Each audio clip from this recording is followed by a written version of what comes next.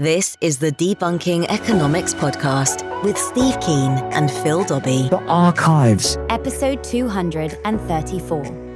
The best approach to foreign trade. So the UK might enter next year with or without a trade deal with the EU. Who knows? What we do know is whatever results is going to be pretty convoluted. But is Britain better off with tariffs or without? If it has tariffs, will that encourage the country to build its own domestic industries? And will that make the country richer? Or are we better, as conventional economists and even modern monetary theorists seem to argue, if we take imports from other countries? Will that make us better off? In short, what would tariffs do to Britain? That's this time on the Debunking Economics Podcast with Professor Steve Keen. I'm Phil Dobbie. Welcome along. So, Steve, you have argued that the best situation for an economy is for you to have a mix of domestic industries.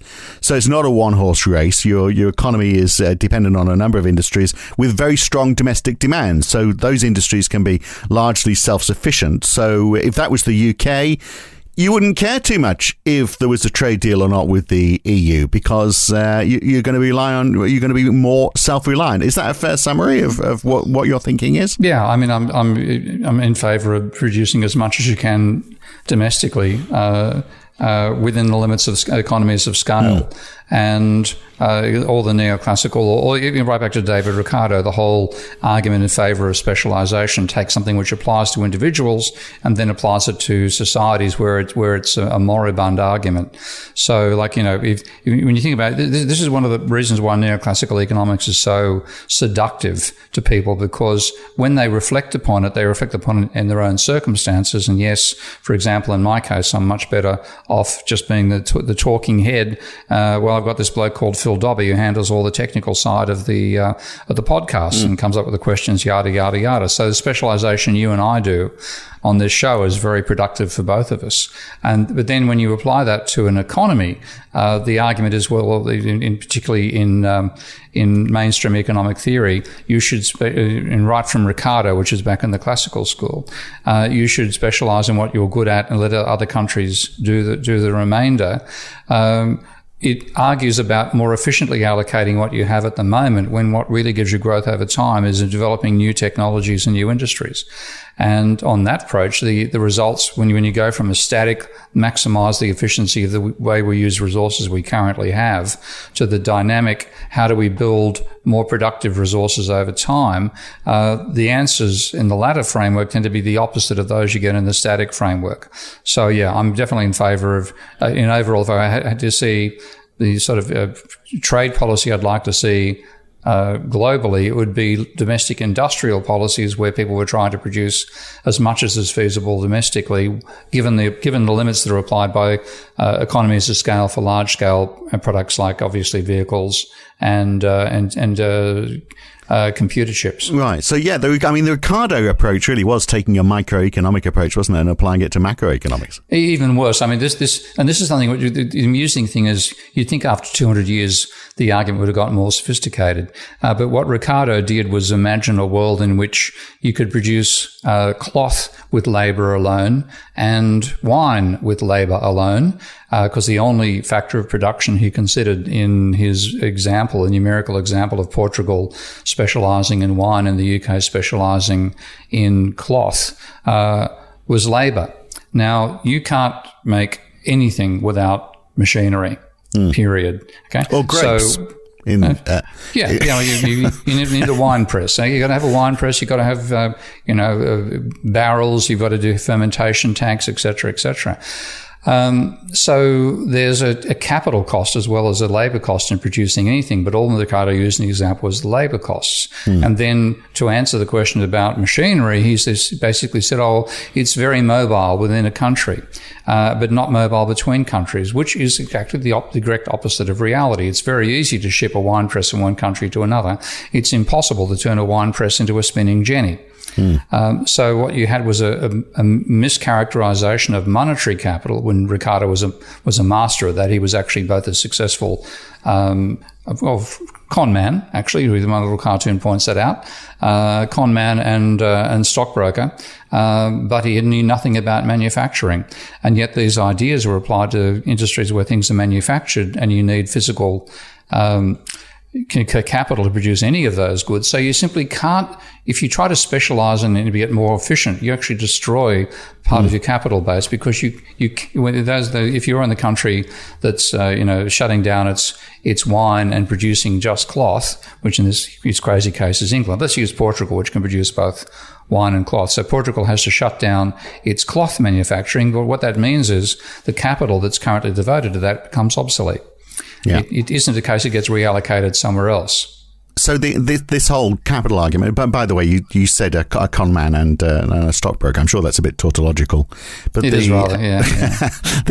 So the capital element of this, the fact that you need some sort of infrastructure.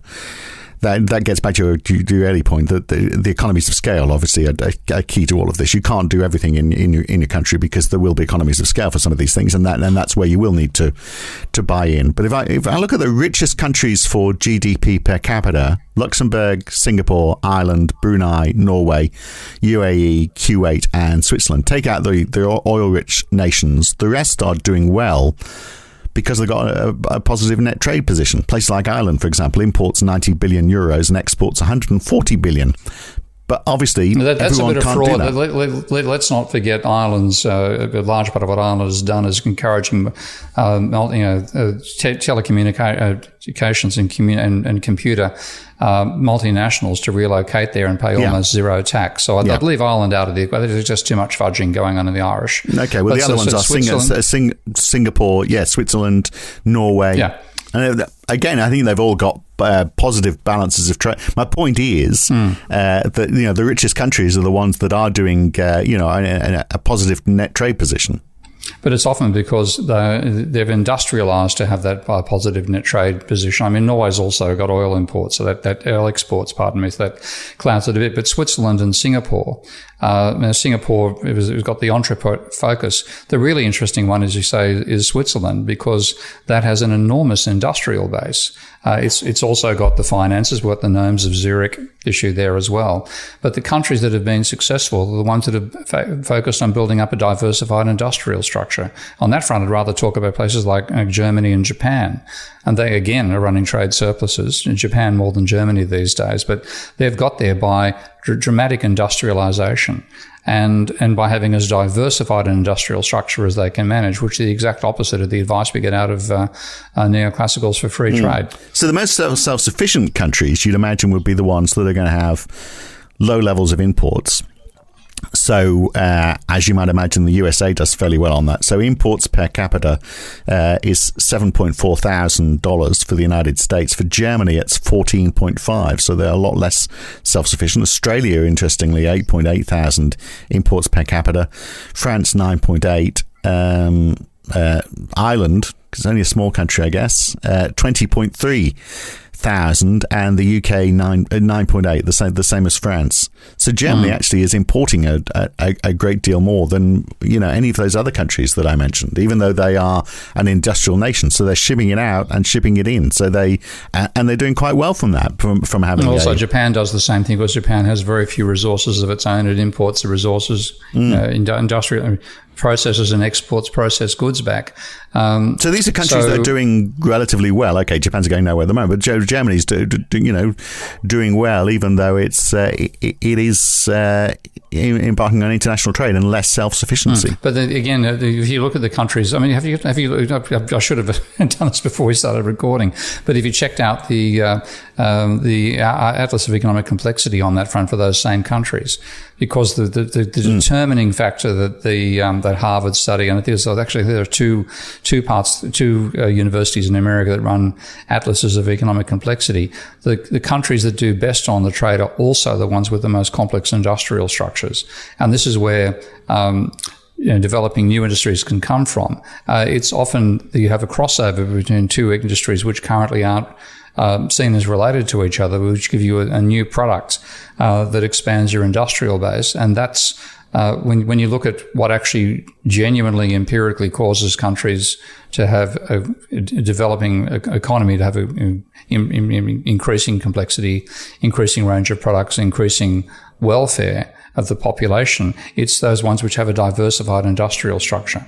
But then they use that to export more, don't they? So rather than just... At the moment, again, we're back to the old Bancor issue, because again, this is something which we talked about last week. We've got a thing where it's if you run a trade surplus, you're in a hiding to nothing to benefit out of it. And this is one point, of course, I strongly disagree with MMT's arguments on exports are a cost, imports are a benefit. I want to have a heavy go at that one at some stage, but I'll just reject that argument. What you get is countries that get that export surplus tend to be able to reinvest that in expanding their own productive capacities and industrialize and grow more rapidly. And that's the story of South Korea, Japan, Germany, Singapore as well. Those countries that have done that, that have run a trade surplus and then invested that to improve their other industries, they're the ones that have done well. And it's a free game. The controls at the moment, there are no controls. It's all supposed to be, changing floating exchange rates that equalize everything. And I think Japan's been running a trade surplus for about 40 years. That's a pretty fast speed of the price system fixing up imbalances. Not so. It's no wonder they're running export surpluses, because that's a byproduct of having a diversified industrial structure. Yeah. So I wonder whether that's if you do have that positive trade balance, whether you do actually get that diversification, because you'd hope, wouldn't you, that companies that were doing well from exporting and bringing all that money back into the country would say, well, okay, we need to spend that money somehow now. We've pretty much exhausted product A. Let's introduce product B, and they would diversify. But we don't see that happen very often, do we? Often it goes back into share buybacks. No, not so much from well, in the modern world. That's the truth. But when you look back at the periods of industrialization, like particularly in Japan, Japanese industry was organized into groups like the Meiji and the Mitsubishi Group and so on. And they were not just a single product industry. They were, sort of families of industrial and banking systems together. And that the Mitsubishi would regard itself as a rival for Mitsui, and they'd be trying to expand their own offerings. And what you would then get is the competition between the Mitsubishi brand and Mitsui brand and so on in different industries. And that domestic competition is what drove the diversification of the overall industrial base. And this, again, I'd throw most economics books into the garbage bin. I'll probably actually compost them. It's probably more useful to get the carbon out of them that way. But I would read Michael Porter's The Competitive Advantage of Nations.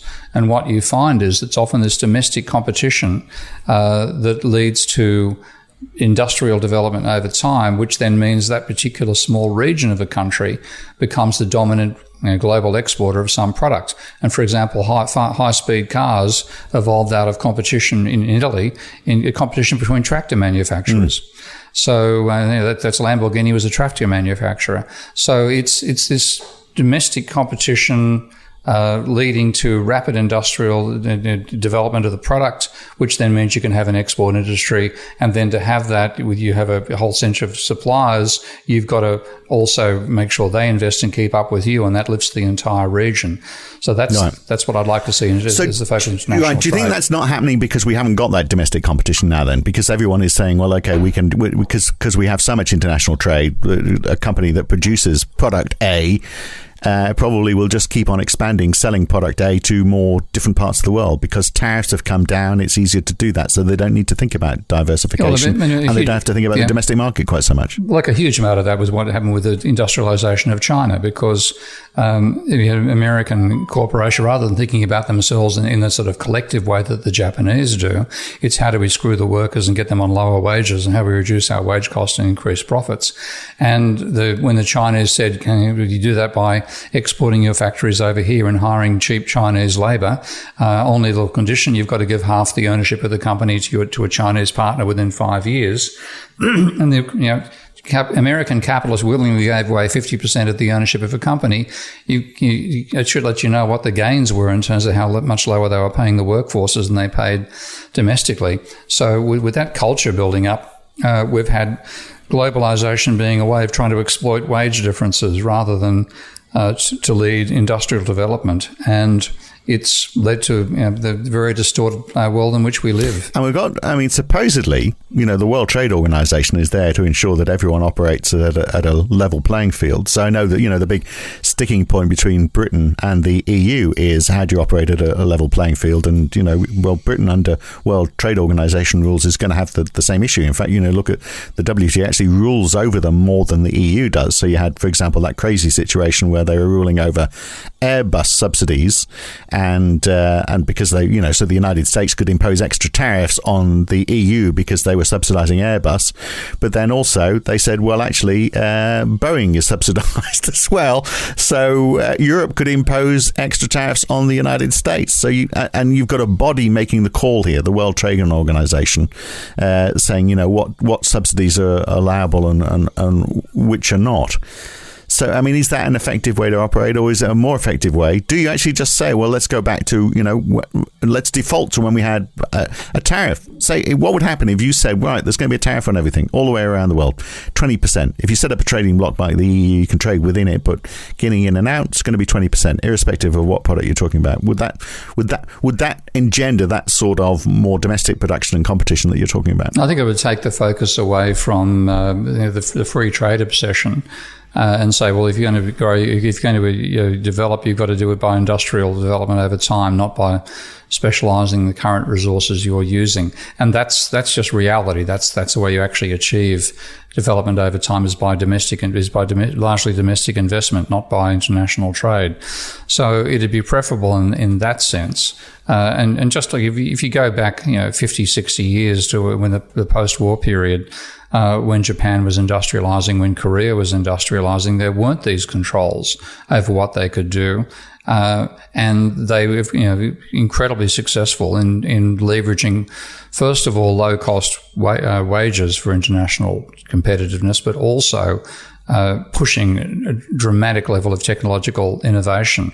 And I think I told you once before, one of my favorite examples of how South Korea, for example, differs from the West, and why it is that South Korea, along with now China, has become a major developer in telecommunications.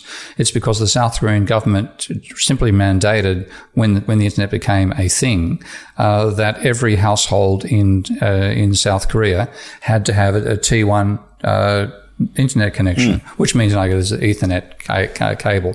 And I had the secretary of the Communist Party of South Korea come out to give some seminars at my university. He, an old style Marxist, not a bad bloke. He drove me balmy in some ways. Anyway, when I first showed him to the flat I'd rented for him for 3 months or so, he got out his laptop and was walking around with the Ethernet cable trying to plug it into holes in the wall. And I had to inform him there was no Ethernet system in Australia. Now, that's seen as terribly costly and an imposition on countries to have the government mandating telecommunications. But that's why you got things like Samsung developing. Because every kid, every household had a T1 connection. You suddenly had the infrastructures provided by the state, mandated by the state, provided by private companies that they wanted to continue operating in telecommunications. That gave them a huge industrial advantage in building the telecommunications strengths of Korean industry. So it's that focus upon development rather than trade, industrial development rather than trade, that gives you genuine improvement over time. Yeah. So the government should step in then. But how do you look? I mean, if you started to, most economists would say, if the government steps in and starts picking winners, that's where you have the problems. And then if you also push up, Australia's better at picking losers. But anyway, yeah. Well, I think it certainly was with the telecommunications, wasn't it? But then if you, but then also if you're pushing up tariffs, then most people would say that's going to slow world trade, and that is going to make us all worse off. And I'd say it's not, because what world trade has been is a way of the rich of the first world chucking the poor of the first world into a bit of a garbage can and exploiting the workers of the third world, to the benefit of those workers and capitalists in those countries, I might add. But it certainly was a case of it's a form of class warfare disguised as international trade. But aren't you going to find it will gravitate? Communication is far greater now, so that helps world trade as well. It's easier to arrange world trade than ever before. So aren't you going to find that, irrespective of what you do, it's going to gravitate to whoever can produce whatever the product is for the cheapest price. So whether that is because you are going to use cheaper labor because you've got cheaper labor in your country, or you're going to outsource it to countries where they can do it cheaper, or you've got the natural resources that are required in your territory. So you're going to export oil because you've got lots of oil. Countries that don't have oil can't export it. Or you might make something that, that has it's always been the way, hasn't it? So, there's various countries which are rich in iron ore, for example. So they could, if they wanted to extract that iron ore and add to it, they could build cars, for example, or have at least build it into steel, at least do something with it. So aren't you going to find that those natural resources, or the local, the state of the local economy, and therefore the local wages, are always going to give you a competitive advantage? So you are going to see specialization, because people are going to trade, irrespective of what you do, even if you put tariffs, people are still going to trade globally, and it's going to get back to what you can do the cheapest. But it also is a case of what pressures you to innovate most rapidly. And again, if you look at the history of innovation, the reason that Scotland was such a major centre for innovation was that Scottish wages were high compared to European wages at the same time. The example of the spinning jenny is the best one, because wool used to be spun by a single worker working with a single wheel, and with a spinning jenny, initially you have six. One worker can turn 6 wheels, so you have just 6 times the output from one worker, with much the same mechanical input. Now that technology developed in Scotland because wages were high. The same technology would have been a loss loser in France. It never happened there. Now, that could mean that your things which look like they limit you by saying you can't buy this stuff cheaply from a low-wage country actually ends up meaning that ultimately you outcompete that low-wage country. Now, if we go back to the growth of the textile industry in the UK in general, when England first invaded India through the South, what are they called? The East Asia Company, which got a government-granted monopoly on trade with India. Initially, Indian textiles were far more sophisticated and far higher quality than English, and there was a blanket ban slapped on Indian exports of textiles to the UK. But in the next 30 years, we had the development, first of all, of the spinning jenny, then the steam engine, then mechanising production, then the huge-scale growth in textiles that came out of that. So there was the exploitation of energy that gave the UK the advantage. And within about 30 years, the cost of producing textiles in the UK was well below the cost of producing them in India. And then England insisted upon free trade with India. Now, if you look at, there's a wonderful book on the history once they were ahead, yeah. But I mean, it was but it was international competition that forced them down that road, wasn't it? They said, not really. No, because they cut it out. You said you can't export Indian textiles at all to the UK. So it was an absence of that. It was just you had people selling to a domestic market who faced high wage costs to do it, particularly in Scotland, and they therefore were looking for ways to reduce their wage costs, and that was what gave us one of the factors that gave us the invention of the spinning jenny. Now, that is a case where it's the domestic focus, and it's again you're trying to by innovation drive down your wage costs, and you have to have high wage costs in the first place to make that a desirable practice. With low that's easy to do when you've got easy to do when you got a country of whatever it was in those days, 40 million or whatever, 65 I think it is now. But what if you're a country which has got a population of 3 million? If you're New Zealand, for example, and then in that case, there's tons of stuff you can't import. You're not going to have your own factory making integrated circuits. You're not going to be making your own car, etc., etc. So you are forced to specialise and do what your country in particular can do. That's where the food milking exports. Milking cows and wonderful. But at the same time, don't forget, New Zealand's one of the countries currently developing space technology and in exporting a company that's, I've forgotten the name of the company, but it fires its rockets off from the north of the North Island. No. And that Fueled again by is milk. Fueled by milk. Oh, you're going to lose me some New Zealand subscribers there, mate.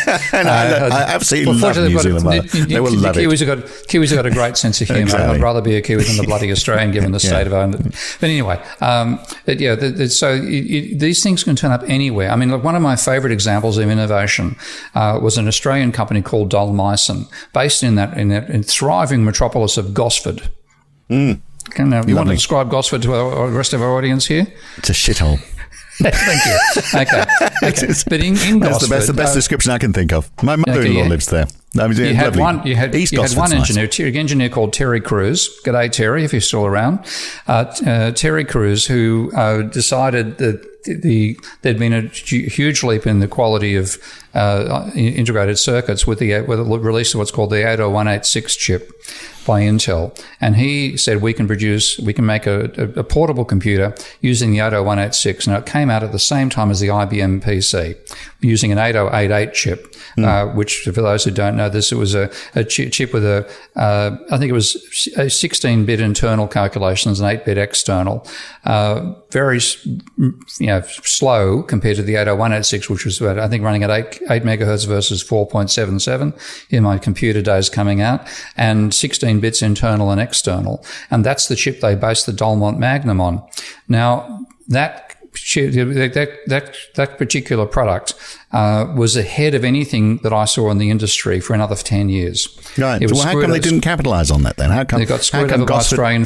They got screwed by Australian finance. Right. Okay. They couldn't get money. They got to the stage almost ironed all the bugs out. They couldn't get any development funds since they had to release it on the market too early, and it was breakdown in the hands of non-professional users, wouldn't know what to do, and it folded. But that was by far the world's most sophisticated laptop computer, way ahead of anywhere else in the world, coming out of a single engineer and the group he assembled around him. So in this case, you simply can't use the general arguments of comparative advantage and, we've got more of this resource, therefore we should use it more efficiently. It comes down to innovators and what encourages them.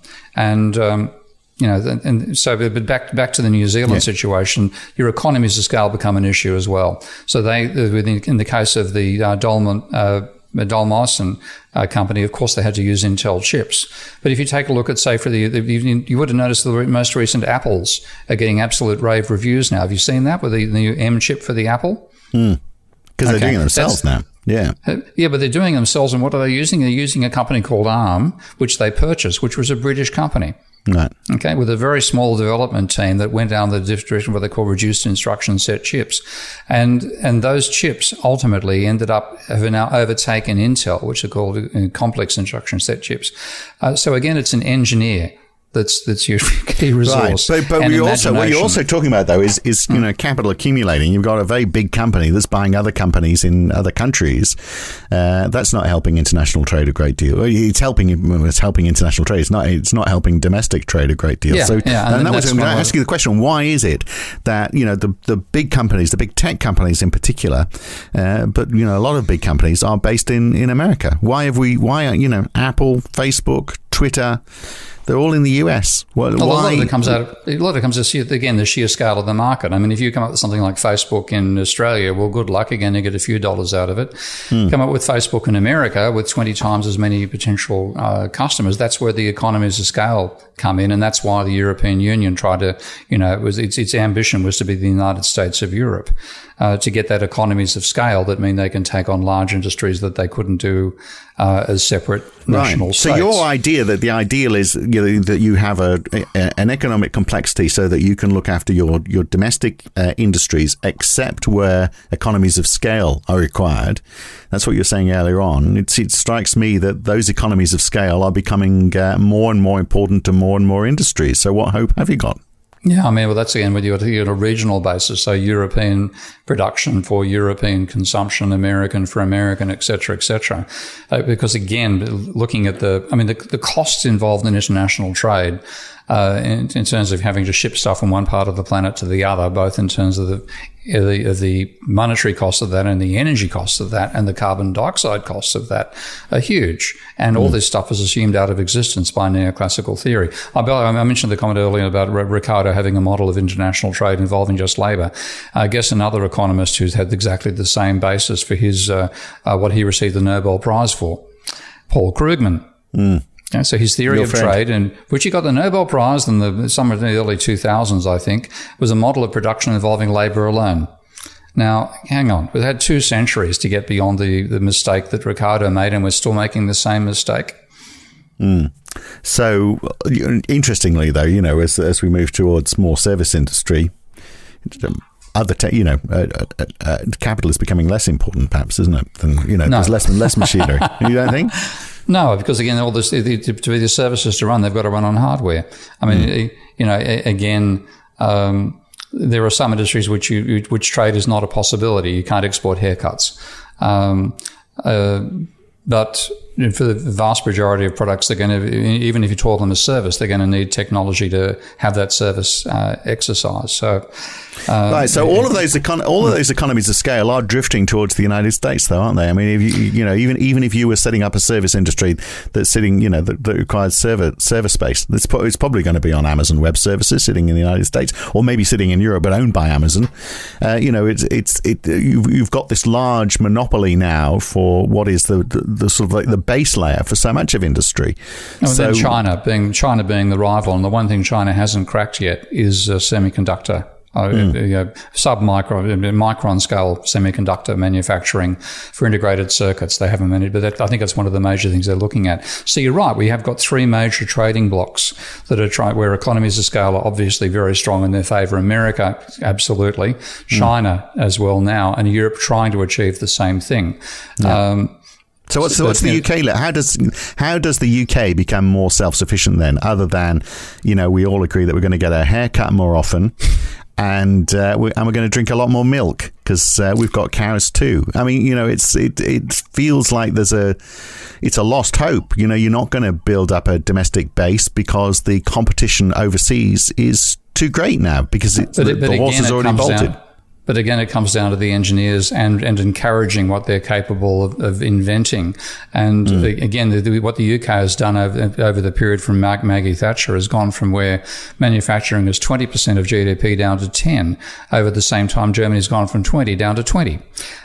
So it's this neglect of your manufacturing sector that's a large part of why they've been deindustrialized. But it is not a case that England lacks for engineers. It it was the birthplace of engineering in so many ways. Yeah, but those engineers are dead now. But Yeah. Well, they haven't trained their successors all that well, unfortunately. But there certainly are some out there. And again, so often product innovation is something you can't explain in terms of the physical resources a country has. It comes down to the engineers that you train instead, and what industries they have to build on that they can actually use domestically. There's no point designing something for which you don't have input industries that you can use to make that product.